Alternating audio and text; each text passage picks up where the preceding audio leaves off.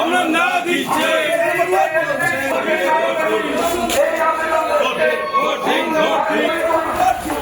আমরা না দিচ্ছে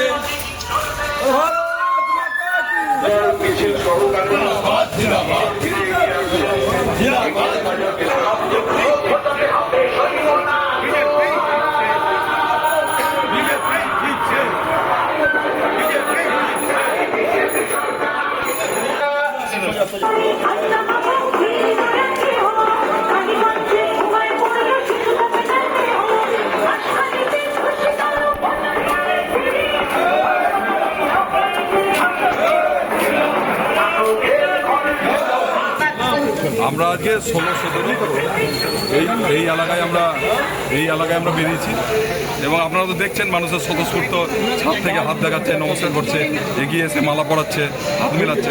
মানুষের স্বতঃস্ফূর্তটাই মানে আমাদের খুব ভালো লাগছে এবং আমরা নিশ্চিতভাবে এখানে মানুষ যে আমাদের সমর্থনে আছে এটা বোঝা যাচ্ছে। বলছি দাদা, ভোট যুদ্ধে নেমেছেন, প্রধান প্রতিপক্ষ কাকে মনে করেন?